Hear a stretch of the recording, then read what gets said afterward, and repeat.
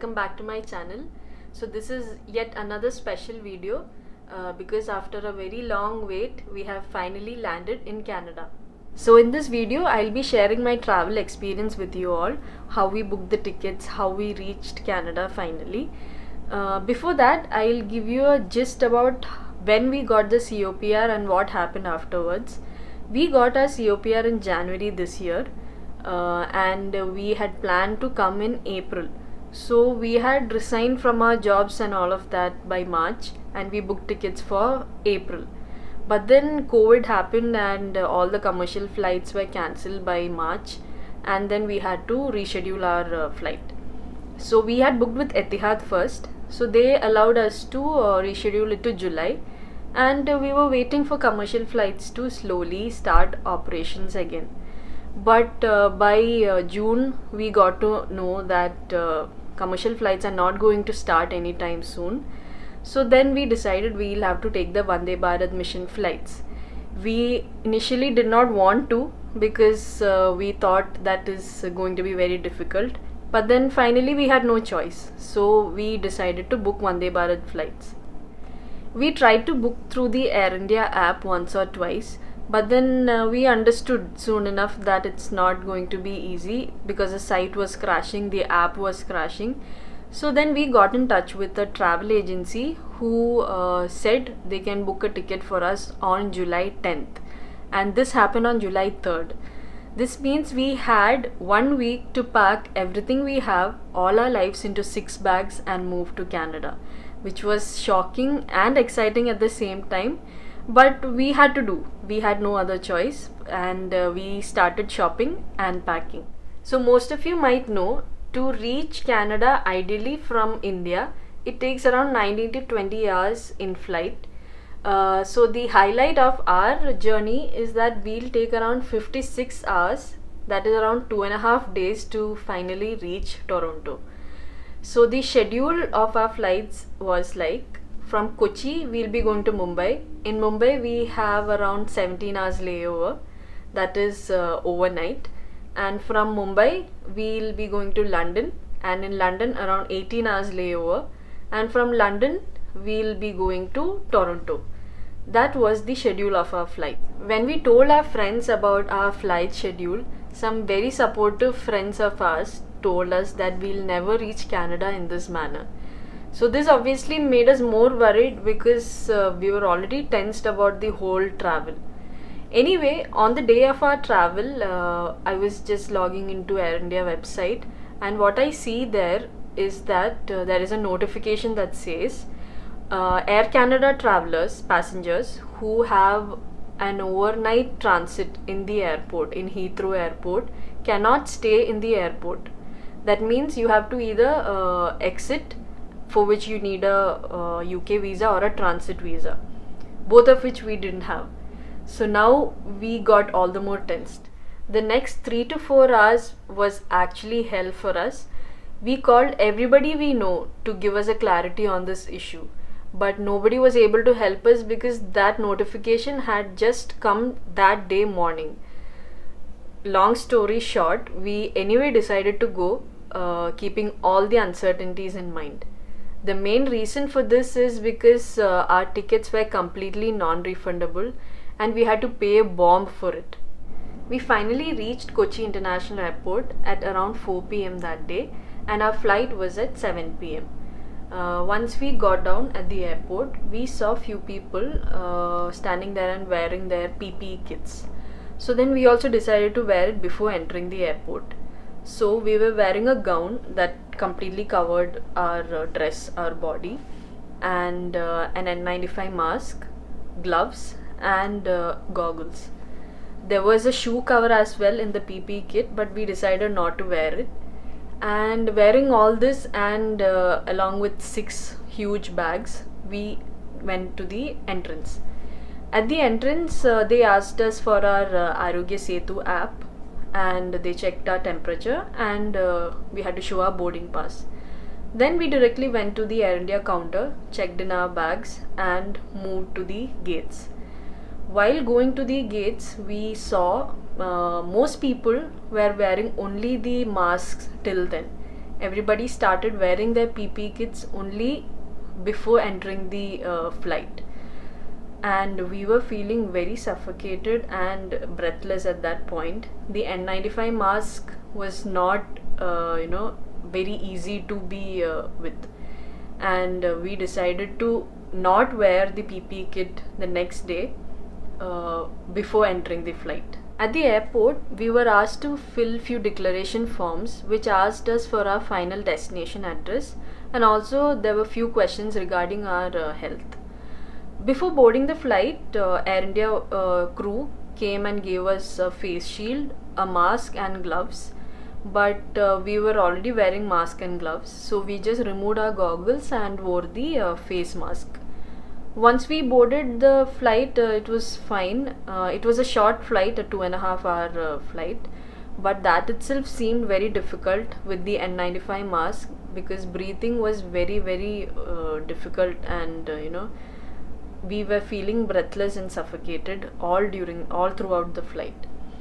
Anyway, we finally reached Mumbai, and as soon as we landed, we directly went to the biohazard dustbin and removed everything, all the the gown, the mask, gloves, everything, and the face shield, and we wore a normal mask and gloves. We collected our baggage, and we had booked a hotel at the terminal for our stay in Mumbai that night, because our next flight was on the next day.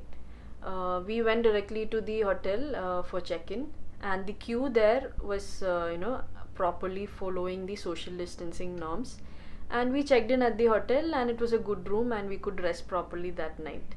So the next day was a big day, because all the issues related to the notification that I was talking about is going to come at Mumbai airport when we check in.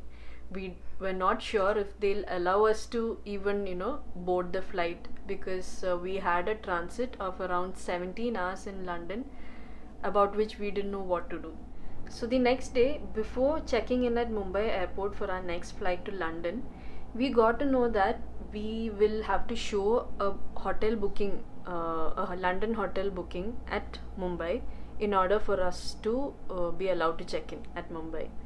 So what we did is we checked on booking.com, and Hilton was the only hotel that was close to the terminal, Heathrow Airport terminal, and we booked a room there. Booking the hotel, we moved to the airport for checking in. So the queue also was following social distancing, and they gave us few forms related to our health, if we have any symptoms and all of that. And before entering the airport, they again checked our Arogya Setu app, our temperature, and our boarding pass. Then we moved to the Air India counter for check-in. There, what our agent told us is there will be through check-in from Mumbai till Toronto. So that means we'll get our baggage only at Toronto. We don't have to collect it at London. But at the Air India counter in Mumbai, we got to know that they are no longer doing through check-in, because Heathrow Airport has sent such a notification. So now this is another problem, because our next flight from London is Air Canada, and they allow only one big bag per person, but we have 2 big bags each per person. So that is our next problem. Before checking in at Mumbai, they gave us few declaration forms which said, in case we are deported from London, Air India is not responsible, and we will have to take care of all the expenses. We had no choice. We filled it, we signed it, and gave it at the counter, and they asked us for the hotel booking in London. We showed that, we showed the ticket, and they checked in our bags till London. So we moved on to the gate, and like decided before, we wore the PPE kit only before entering the next flight. Before wearing the PPE kit, we grabbed a small sandwich from Starbucks, which was near the gate, and then we wore the PPE kit after that. So we had decided not to wear the N95 mask, because we thought that might kill us during the 9 hours flight, the next flight. So we decided to wear the normal surgical mask instead, and Air India was obviously giving a face shield, so we thought that was pretty safe. So we finally landed in London after all the trouble, and this means half of our travel is over. Immediately after deboarding, we spoke to a staff there and told him that the next day is our Air Canada flight to Toronto. So the staff told us that our baggage will directly go to Air Canada, but in Mumbai that was not what we were told. So we showed our boarding pass and told him that we have to collect our baggage at London and then do another check-in tomorrow. So now the current problem is our bags have reached London and we have to cross the border to collect the baggage, for which we need a visa and we don't have that. So an officer there even asked us why did we come if we didn't have a visa to cross the border into London.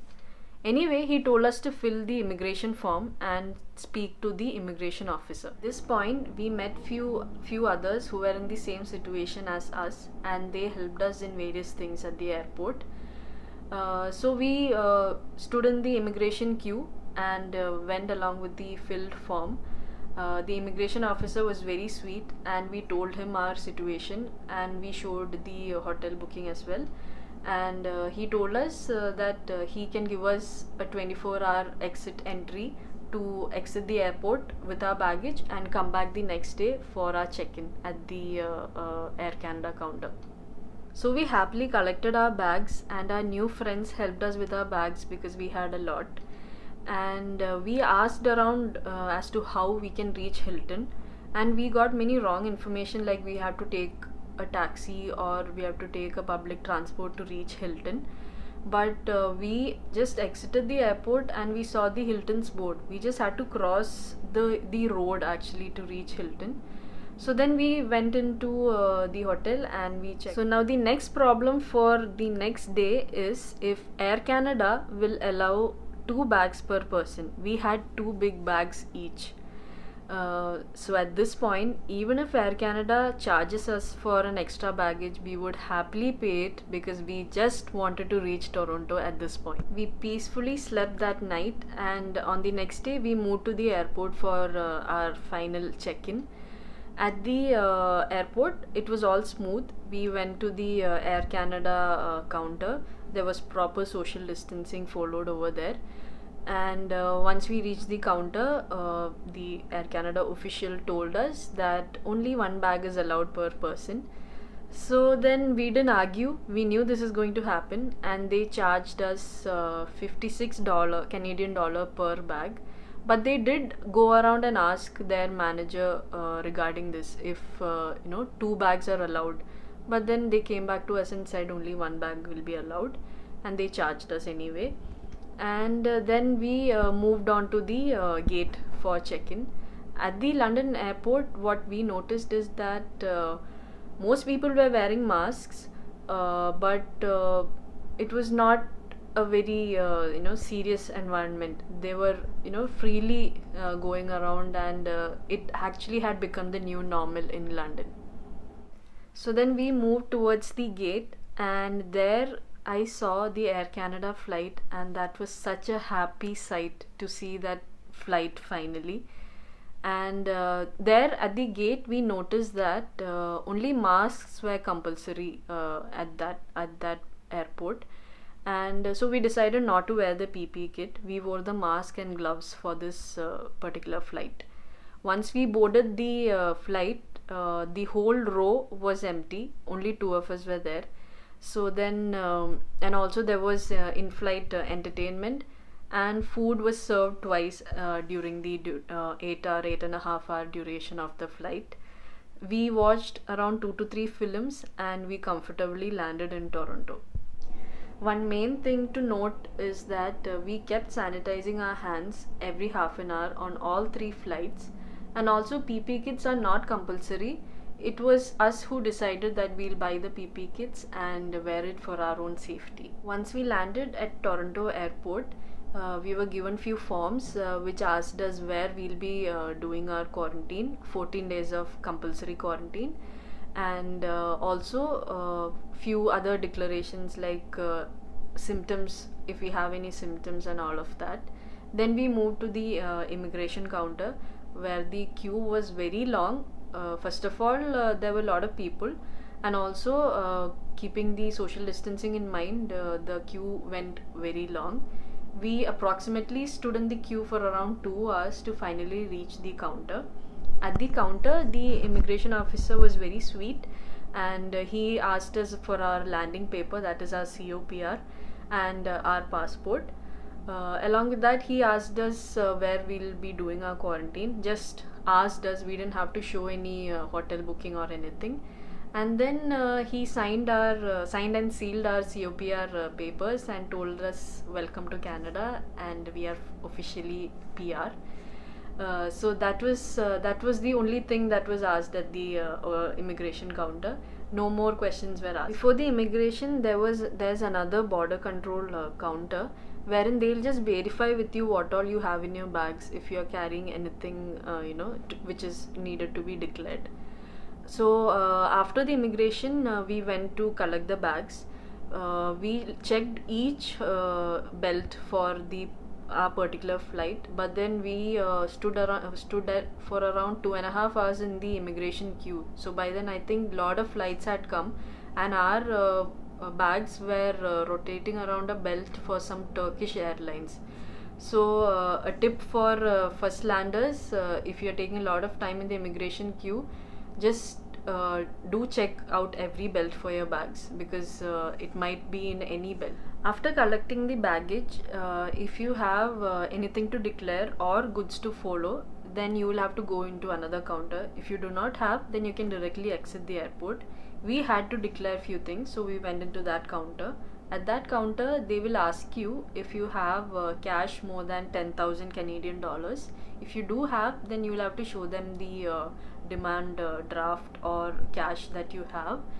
Other than that, if you're bringing in any assets like gold, etc., in the next trips, then you can declare it there. This is done in order to not be taxed in the next trips that you will take to Canada. So I was supposed to carry pictures of the gold that I will be carrying in my next trips, but unfortunately I didn't have. But the lady there was very sweet, and she gave me the form and told me I can come back to the airport any other day and give it at the information desk. I have to just fill in the form wherein I'll have to write the description of the jewelry that I'll be bringing and the value of that jewelry in Canadian dollars. After declaring all this, we exited the airport.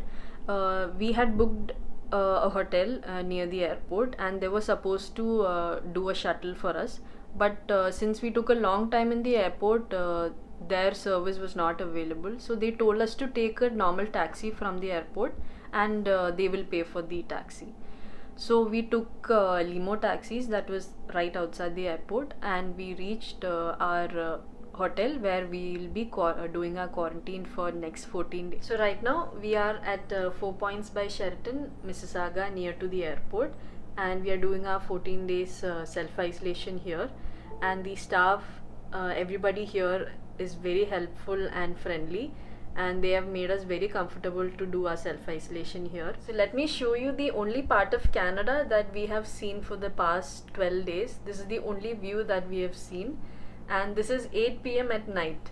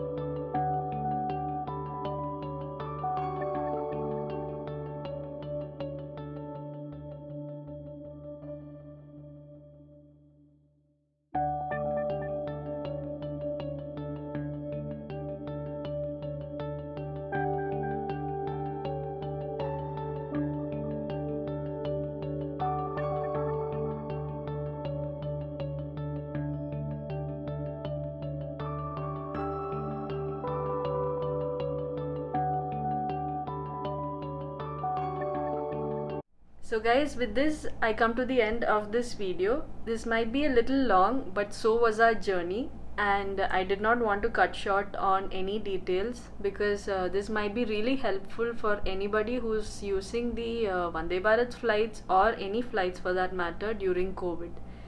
So guys, do share, like and subscribe to my channel. Share it with anyone who is planning to travel at this time, and don't forget to subscribe. I'll see you in my next one.